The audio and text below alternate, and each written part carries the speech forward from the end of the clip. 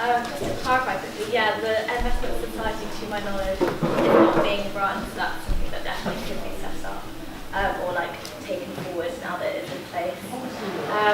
But my question for you guys is my biggest like concern as treasurer was actually that we make a profit on the gowns that are sold to freshers, which just kind of inherently feels a little bit wrong.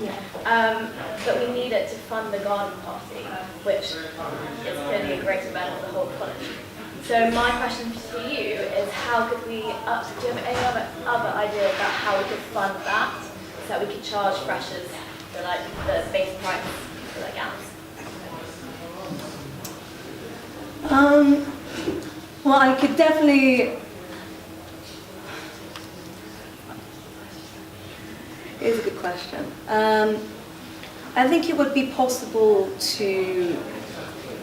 I mean, I definitely don't like the idea of having to charge extra for the gowns for that, because obviously it's something that everybody needs to purchase, and it does seem quite unfair for people to have to buy them at a higher price than they would actually need to in order to fund something else, which could potentially be funded by most members of the college. So I think if people were to attend the garden party, I think it would be, I don't think it would be unheard of to just charge a small amount for that, or you could do like a fundraising event of some sort. I don't think it should be something which comes specifically from freshers. I think if it's going to be something which everybody can experience, then it should be raised from the entire college community. Yeah, so I think we can not only raise a profit from students, but I guess, as I mentioned earlier, the investment society can somehow contribute in a way. So could possibly make a profit through an investment society and use that profit to fund other things. And I guess another way to get money to fund like our events could be from that big plus, possibly. Yeah. Are there any questions from the floor for the treasurer?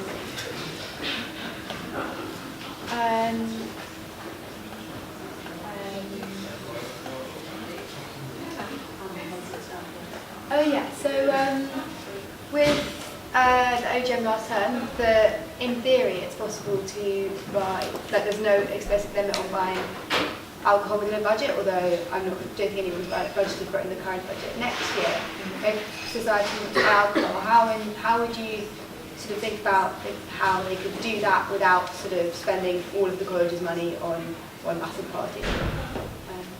Like ways of restricting it and ways of sort of managing it.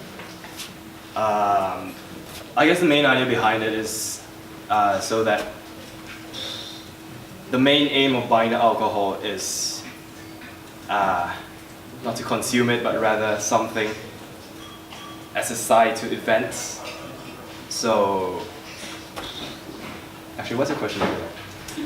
Yeah, so basically each society obviously gets money from the amount of money from the JCSU, and they apply for what they'd like to use that money on.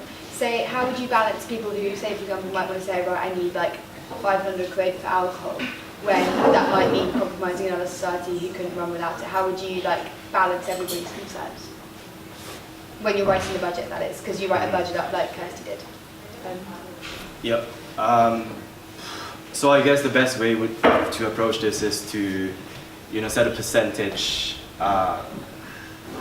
in terms of how much you can spend on alcohol compared to your whole budget. So we can possibly set it at 10-20%-ish kind of thing. So yeah, I do think there should be some limits. Obviously, a percentage is like a decent idea, but some societies get far more money than others. For example, if the Vocal got that sort of fund and they got 10% of their budget spending on alcohol, we'd all be drowning in it. So it's probably not a flawless idea. But I think you could cap it at a certain amount, and also I think if you wanted to have a particular amount spent on alcohol, it should definitely be restricted. And no, I don't think it should be allowed to be too much of somebody's budget if it can be prevented.